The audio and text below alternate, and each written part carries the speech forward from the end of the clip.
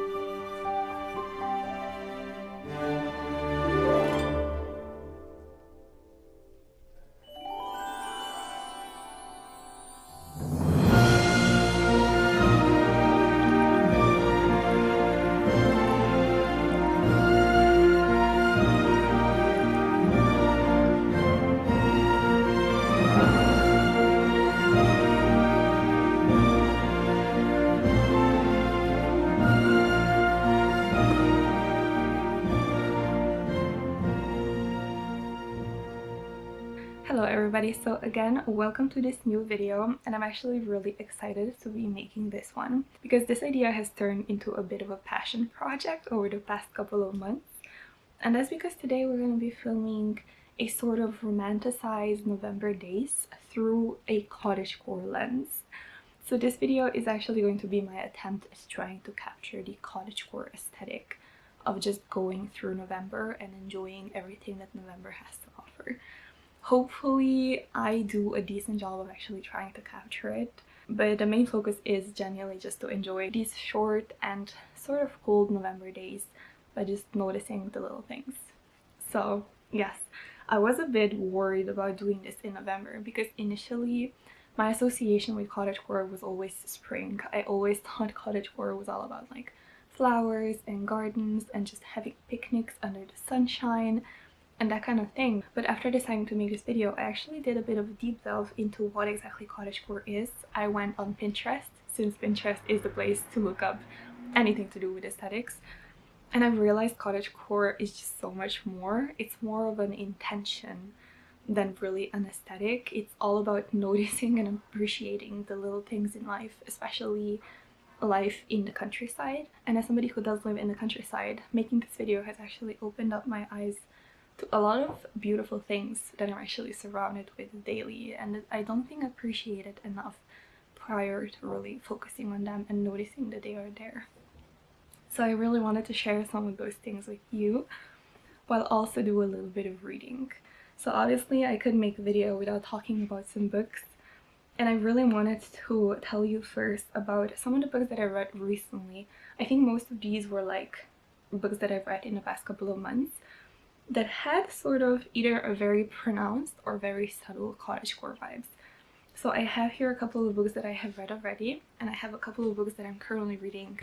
But yeah, I wanted to start first with some of the books that I read recently.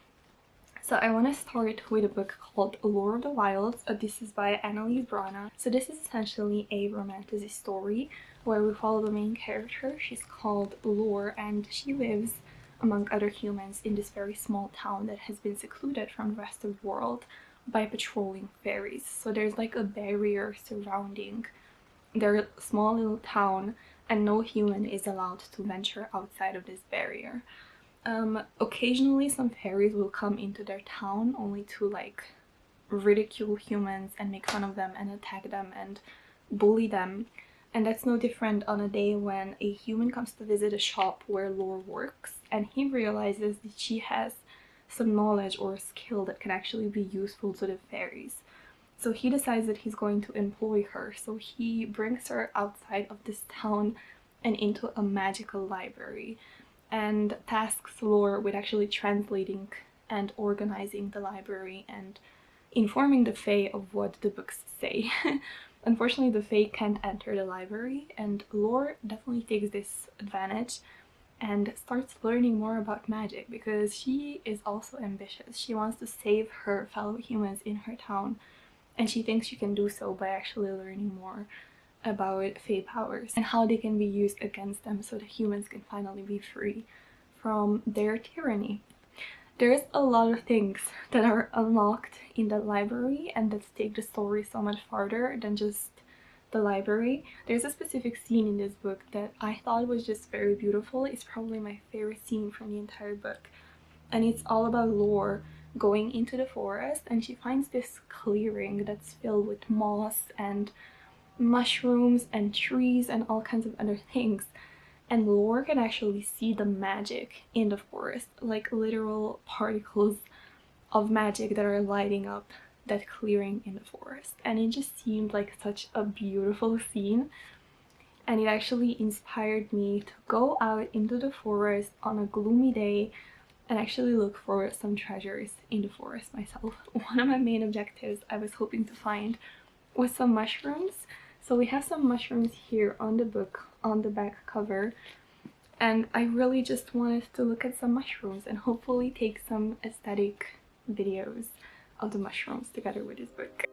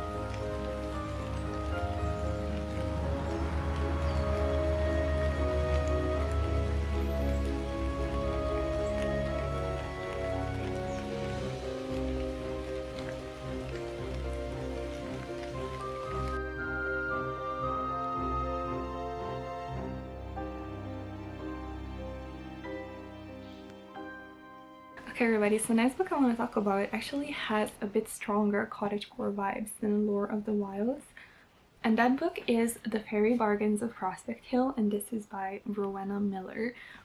Now this story was simultaneously a bit scary but at the same time very heartwarming and very cozy. So we basically follow a family who is very superstitious. They live in an orchard and they believe that they can make bargains with fairies in order to have a bit more luck in their life. So like we have the two main characters, two sisters, Aline and Delphine, and both of them have learned how to make bargains with fairies. So like they will leave little trinkets outside, like little pieces of glass or pieces of cloth for the fairies, and in return the little creatures would grant them luck with like either the harvest or having more luck in like love, or even have nice weather on a day when you need nice weather, for instance on a wedding. Trouble for the girls start when one of the sisters, Delphine, ends up marrying a man who is not a very good man. And her sister Elaine decides that in order to protect her and try and help her out, she actually starts making some more dangerous and not so well-known bargains with fairies in order to try and get some protection from her sister. Now the thing about these bargains is that she's not sure what exactly the outcome and the price for the bargain is going to be. You know, previously they've always used bargains that they have been using their whole life, the generations before them have been using, so they know exactly what the price is and what the result is going to be. But this new magic is way more unpredictable and way more dangerous, and obviously sometimes these new bargains work out and other times they don't. What I like about the story the most is just the family connection between all the characters that we follow. So besides the two sisters, we also have one of the sisters' husbands and their daughter, and the grandparents, or like the parents of the two sisters. Also a grandmother, actually, now that I'm thinking about it. And they're all just very protective of each other. I love the moments when all of them come together and like have either a lunch or dinner or something together, because in those instances obviously they live in an orchard and all of the fruits that they harvest, they actually make a snack out of that fruit. And so in honor of the story, I actually thought it would be nice to take advantage of the fact that I have some apples downstairs, I have some pears downstairs, and I found this really simple yet delicious recipe, and I would try and create a recipe and make a little sweet snack in honor of all the sweet snacks that we see in the fairy bargains of Prospect Hill.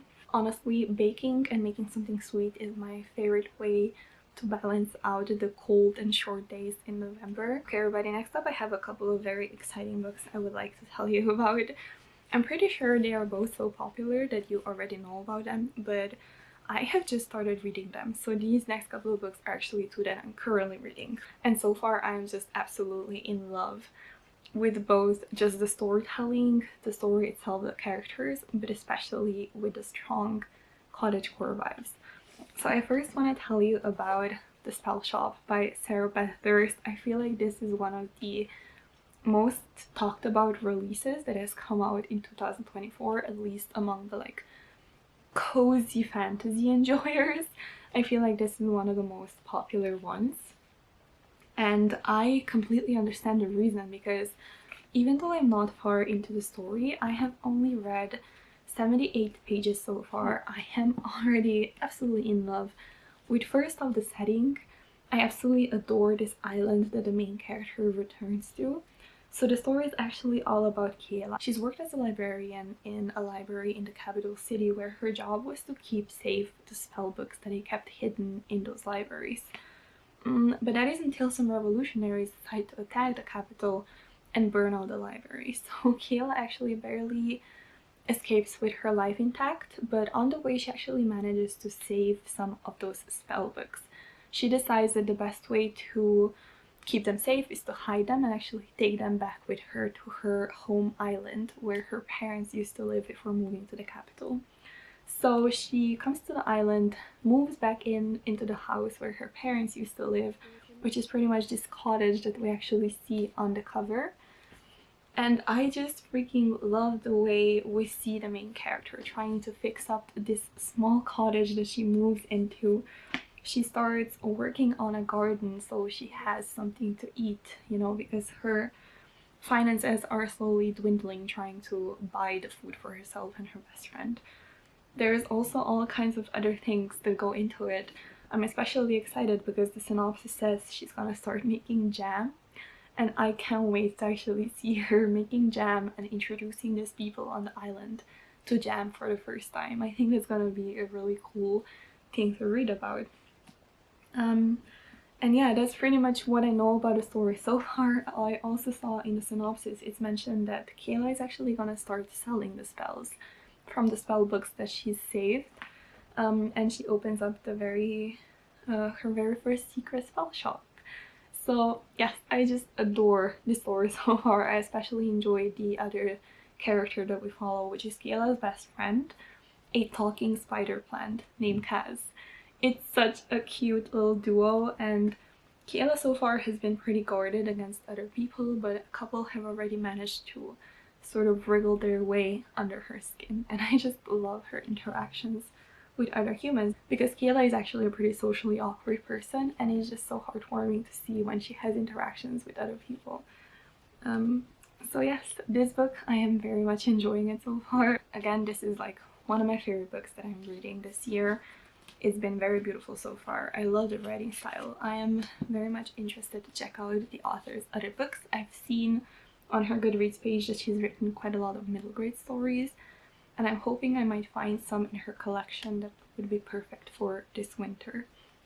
So yes, so far I adore the Spellshop.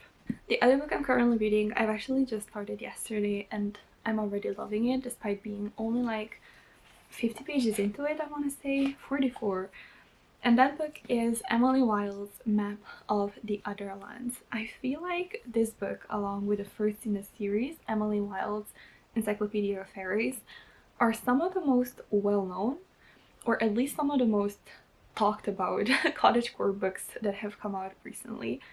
And I completely understand people's obsessions because these two books, I feel like, first book especially, and from what I've read of the second book already, just perfectly capture that cottagecore aesthetic.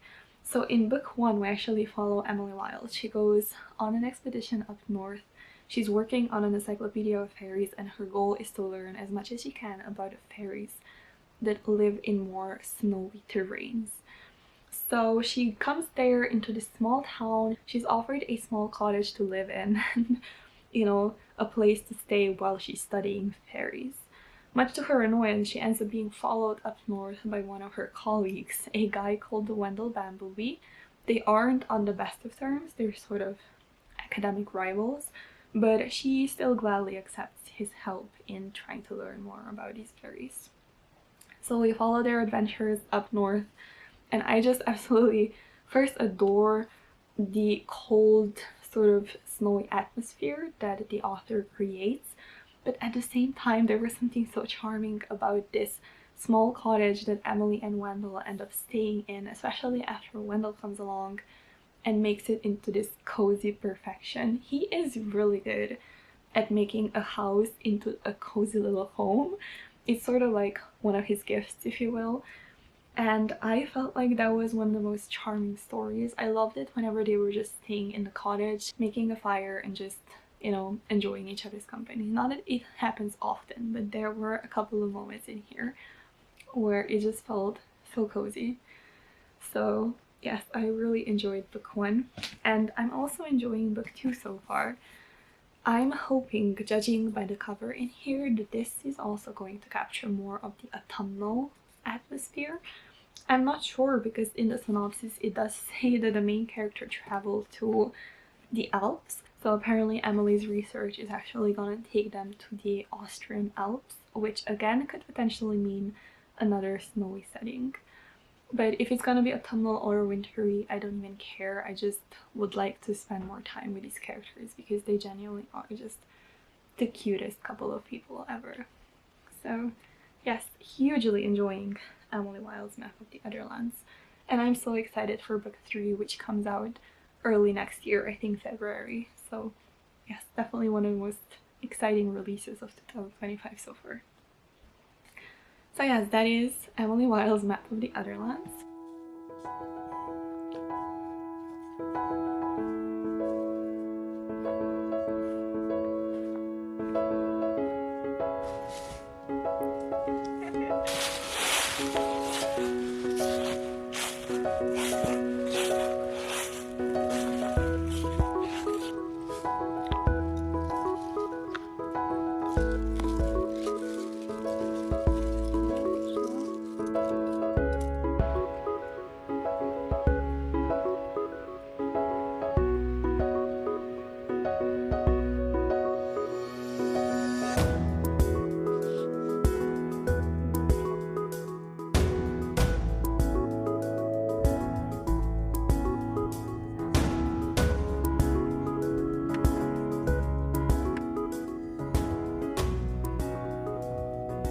Okay everybody, so I just remembered one more thing I should do because it's already the second half of November. I actually still have quite a lot of things in my autumn bucket list jar that I haven't done, so I thought we would actually go through some of the prompts that we have left. And I don't think I'm gonna be able to do all of them, but maybe do some of them that are the most doable. So let me tell you what the prompts we have left are. So the first one says, take a leaf crunching walk through the forest. And this is sort of perfect. So I did go on a leaf crunching walk. I sort of took my book on a walk, which I know it sounds funny, but there's nothing more satisfying than going on a walk through the forest, especially with crunching leaves, and just having a book with you so you can sit down under a tree somewhere and read for a little while. That was very fun, not gonna lie. Okay, next up, let's see. I'm gonna try and mix it up a little bit. Okay, next item on the bucket list is, ooh, bake something. Try a new recipe. Okay, what are the rest of the prompts? Let's see. I got 2 pieces of paper out together. I'm just gonna read both. The next prompt says, have a dance party. And this is actually a prompt that's inspired by Fangirl by Rainbow Rowell, because the main character has a sort of emergency dance party at some point through the book, and I just felt so wildly impressed by that. And it just sounds so fun that I was like, we should have an emergency dance party just in case. So yeah, that's what actually inspired this prompt, and I do feel like over the past couple of vlogs we had a couple of dance parties. So yeah, I'm still listening to my autumn playlist, by the way. I've added some songs to it as well. Maybe I should show you what the final look of the autumn playlist looks like. But yeah, I've had a lot of fun with that. Okay, the next prompt is one that I absolutely adore, and I still over the past 2 months haven't gotten around to doing it, and that is to practice calligraphy. So a couple of years ago I actually took a class in Gothic calligraphy, and for a couple of months after the classes I actually did practice the calligraphy, but over the next couple of years I've actually completely forgotten about it, and I'm just scared I'm not gonna like know how to do it anymore unless I practice. And I don't just want to practice that Gothic calligraphy, I'd actually really like to practice some other types of calligraphy as well. Okay, so actually this prompt reminded me of something else that I really wanted to share with you, and it somehow seems fitting to do so in this video. And I think once you see the design you're gonna understand why I want to share with you this right now. But yeah, one of my goals for 2025 is to actually get back into journaling. And one specific journal I really want to get back to keeping is a reading journal. I really missed it for the past couple of years while I haven't been doing a reading journal. And so a couple of weeks ago I actually decided to go and check out what are some of the designs on Notebook Therapy's website. I've been using Notebook Therapy bullet journals for my reading journals before, and I was really impressed with the quality, so I knew for the new year I once again wanted to go with one of their designs.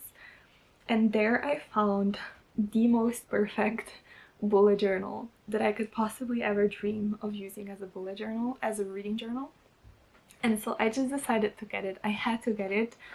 It just so happens that at the time it wasn't in stock, and I had to write to Notebook Therapy whether they were going to restock it or not. And they were so kind that they responded, and they actually got it back in stock pretty soon after that. I'm so grateful for how responsive they were. So yeah, I wanted to share what the journal looks like with you now. So here is the packaging. It's this very beautiful green cover.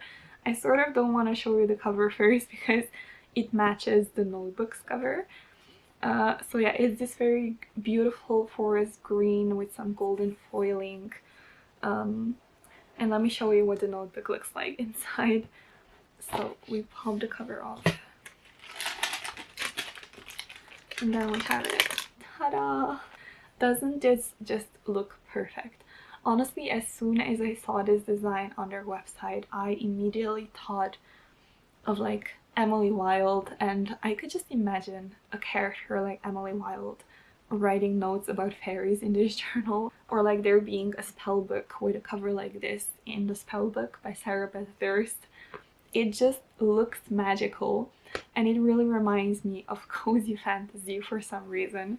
I genuinely, the second I saw the design of this cover, I knew I had to get this notebook for a reading journal. I just don't think I've ever seen a more cottagecore coded notebook than this. Like, from all sides, it screams sort of cottagecore aesthetic.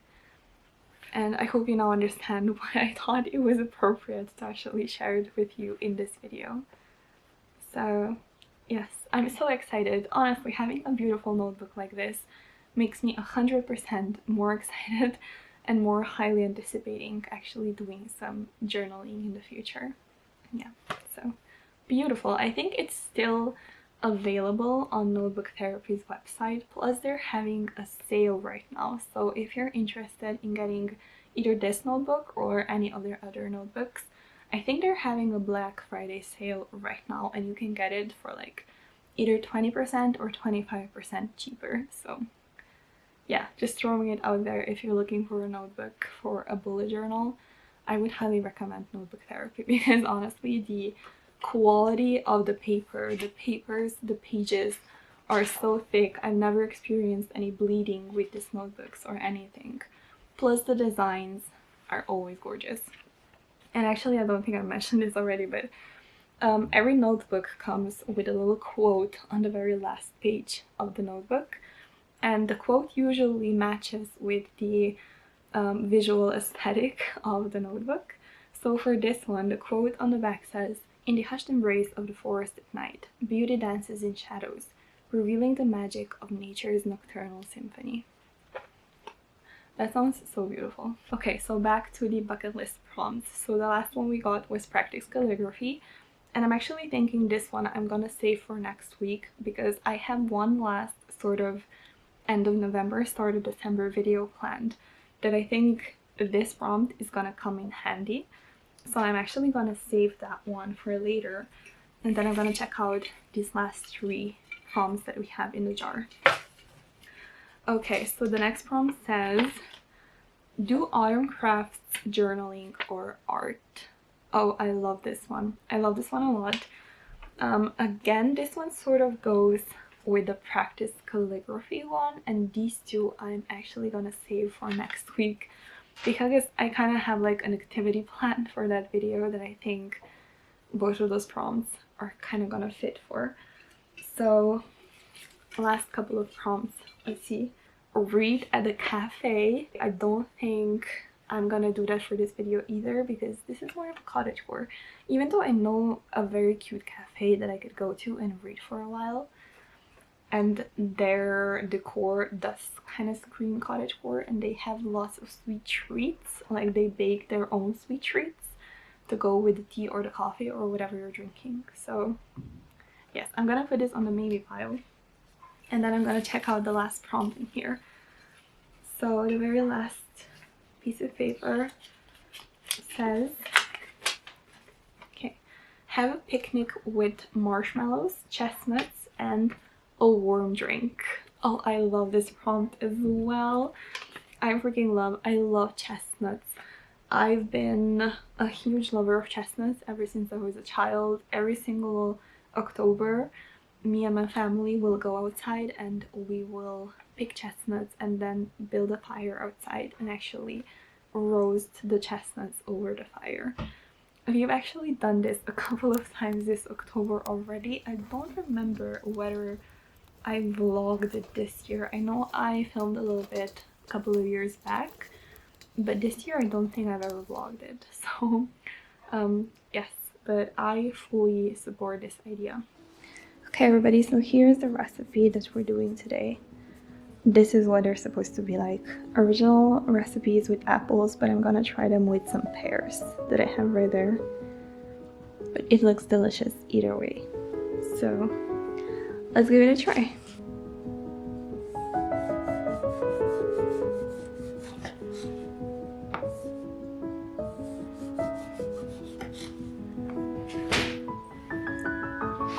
also just wanted to point out that I actually brought on with me a couple types of honey. So I have chestnut honey. I don't know if I'm translating this right, but I think this is chestnut honey and this is acacia honey. As far as I know, chestnut honey is slightly more bitter than the acacia honey, so I'm actually gonna do half and half. I'm gonna try 2 snacks with the acacia honey and 2 with the chestnut honey, and then we're gonna see how they're gonna taste, you know, going in and out of the oven. I'm just afraid this one is gonna get even more bitter once it goes into the oven. That's kind of why I'm gonna try both. So, yes.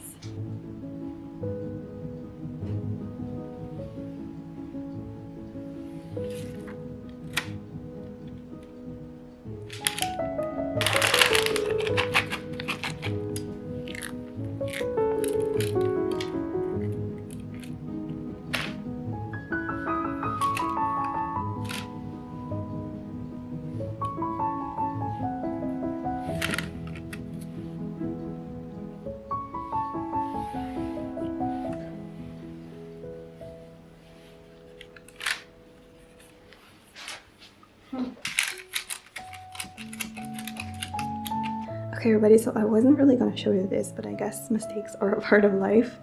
So I just wanted to say that this is the first batch and I think I messed it up by not giving them enough space. So I'm gonna make a second batch and I'm gonna pick a bigger, you know, bowl to do them in. So yeah, I just wanted to say I will make these still. I'm gonna bake them to see how they turn out, but hopefully, fingers crossed, the second batch is gonna be better.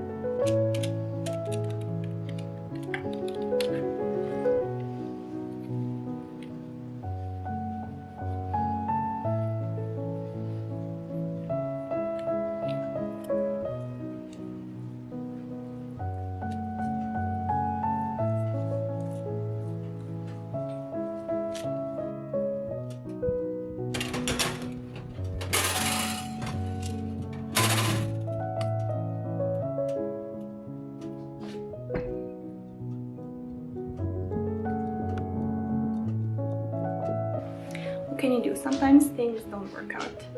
But honestly, if all else fails, if the second batch doesn't work out either, at least I got to eat some very delicious pears.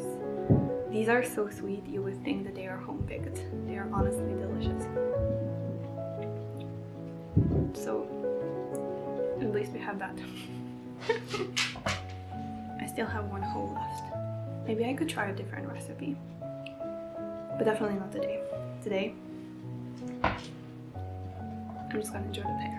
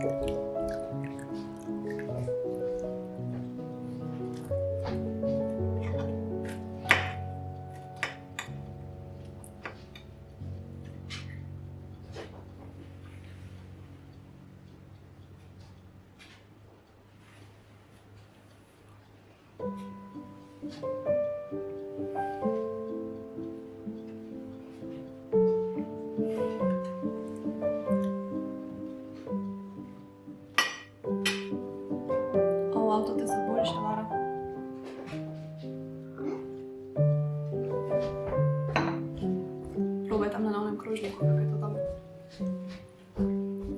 Odpalałam świeczkę.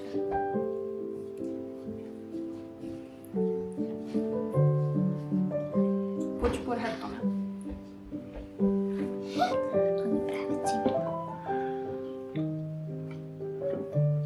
Okay everybody, so I'm back to my room now. Because honestly that was very frustrating. I think the frustrating part is that the recipe was so easy and yet it ended up being so hard to do right. But thankfully the second batch definitely turned out better. Actually so much so that with the leftover pear we decided to make a little bit more. So yes, there's more where that came from. But yeah, for the first batch I think if you're gonna be trying this, don't use chestnut honey because it is definitely too bitter, and coming out of the oven it turned even more bitter. So they didn't really turn out well, but the acacia honey was definitely the way to go. That turned out so sweet. It was really nice. so that was definitely the better option. But yeah, what I'm planning for the rest of the evening is actually I want to try to read by candlelight. I don't know, I'm craving some romantic atmosphere. My nieces and nephews came running inside the house earlier saying it's snowing outside, so I think it's like very gently snowing outside, and that sort of makes it for the perfect mood to light some candles and get to reading. I would really like to continue reading The Spell Shop by Beth Durst. I'm just at such an interesting part right now. You know, Kayla is like using magic for the first time, and I just want to see how everything is gonna turn out for her. So yes, definitely want to continue on, and I'm gonna finish off my snack. And I do have some candles here with me, so I thought I would use one of my scented candles. So I have my favorite vanilla here, and then I have one unscented candles, and I'm actually gonna go and get some more because I don't think 2 is gonna be enough. But yeah, if it's not gonna be enough lighting, I think I'm also gonna use one of my electronic little candles to kind of help get more light. So, you know, I have a feeling reading by candlelight would be really romantic, but not necessarily very good for your eyes. It would strain your eyes a lot. So having as much lighting as possible would be the best way to go. That's why I'm thinking electronic candles would come really in handy. So yes.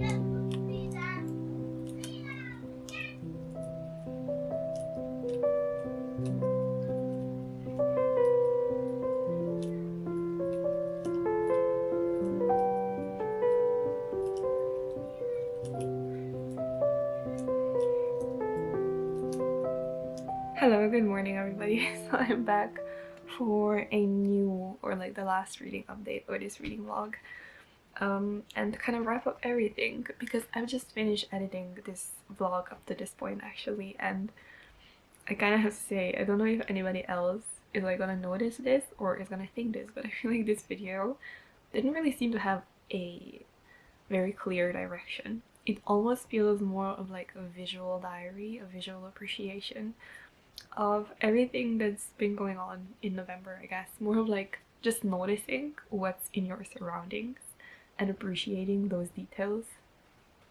So yeah, I have to say it feels a little bit different than the vlogs that I usually make, so I hope you enjoy this. But yeah, so I have a very small reading update. So I made a little progress with the Spell Shop and Emily Wilde's honestly, I feel no rush to finish either of these books just because I'm enjoying them so much. I'm trying to savor them and take in every single detail that the authors have written and offered up. And I feel like it's actually the best way to actually read these stories. Just take your time and enjoy the cozy vibes and the atmosphere, and you know, the spell shop feels like a warm hug while Emily Wilde feels like just falling in love with life again. So both of these books are amazing and I can't wait to actually make some progress. I think I'm like on page 130 in the spell shop and around 60 with Emily Wilde. So yeah, not that far into it, so my thoughts haven't really changed since last talking about them. But yes, I am falling in love with the fact though that the spell shop has so many different species of creatures. One of my favorites, and even though we haven't seen it much in the stories yet, are the flying cats.